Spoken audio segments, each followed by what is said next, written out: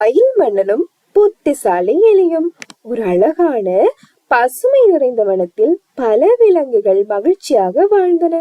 அந்த வனத்தில் அனைவராலும் மதிக்கப்படும் ஒருவராக மயில் மன்னன் காணப்பட்டான். அவனது வண்ணமயமான தோகையை விரித்து நடனமாடும் போதெல்லாம் ஏனைய விலங்குகள் அதனை ரசித்து பாராட்டவும் செய்தன.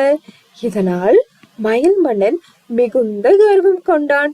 இந்த வனத்தில் அழகிலும் அறிவிலும் நான் தான் முன்னிலையானவன் என்று மிகுந்த கர்வம் கொண்டிருந்தான். அவனை எல்லோரும் மன்னன் என்று மரியாதையாக அழைத்தனர். ஆனால் சிலர் மௌனமாகவே இருந்தனர். அதே வனத்திற்கு ஒரு புதிய தோழி வந்தாள். அவள் ஒரு சிறிய நைய பிடிப்பான எலி. அவளது பேர் புத்திமதி.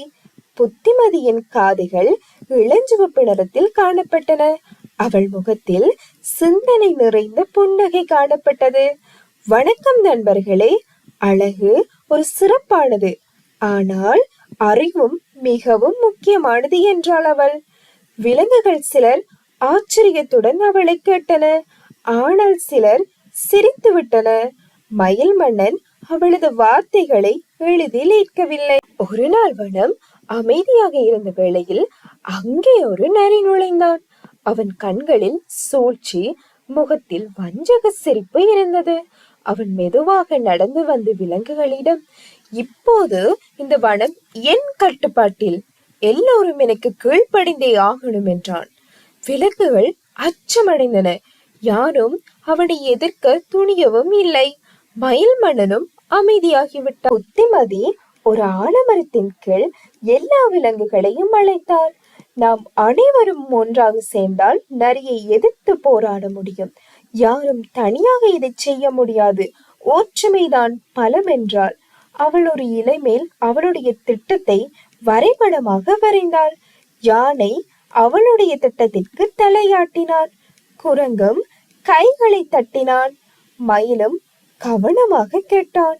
ஓஹோ, இவளிடம் உண்மையிலேயே அறிவும் துணிவும் இருக்கு என்று அவன் மனதுக்குள் எண்ணினான். அடுத்த நாள் புத்திமதி சொன்ன திட்டம் செயல்படுத்தப்பட்டது. விலங்குகள் குழுவாக சேர்ந்து ஒரு வலை அமைத்தன. அந்த வலை ஒரு குழாயின் அருகில் அமைந்தது. நரி எதையும் அறியாமல் அந்த வழியில் வந்தது. இப்போது இது என்னுடைய வனம் என்று கூறியவுடன் பூம், அவன் குழாய்க்குள் விழுந்து சிக்கிக் கொண்டான். விலங்குகள் அனைவரும் மகிழ்ச்சியில் குதித்தன. ஹே, நமது திட்டம் வெற்றி பெற்றது என்று புத்திமதி உருக்கமாக சொன்னார். மயில் மன்னன் புத்திமதியின் அணுகுமுறையை பார்த்து மனம் மாறினான். அவளிடம் சென்று, நீதான் உண்மையான நாயகி. அழகு முக்கியம் இல்லை, ஆனால் அறிவும் துணிவும் இல்லாமல் அது ஒருபோதும் முழுமையில்லை என்றான். புத்திமதி சிரித்தாள். ஏனைய விலங்குகளும் கைதட்டி மகிழ்ந்தன. அடுத்த நாள் முதல் மயில் மன்னன் மட்டுமல்ல, புத்திமதி எலியும் வனத்தின் ஒருங்கிணைப்பாளராக இருந்து ஒற்றுமையை வளர்த்தார்கள். எனவே குழந்தைகளே, அழகு ஒரு வகையான வலிமைதான்.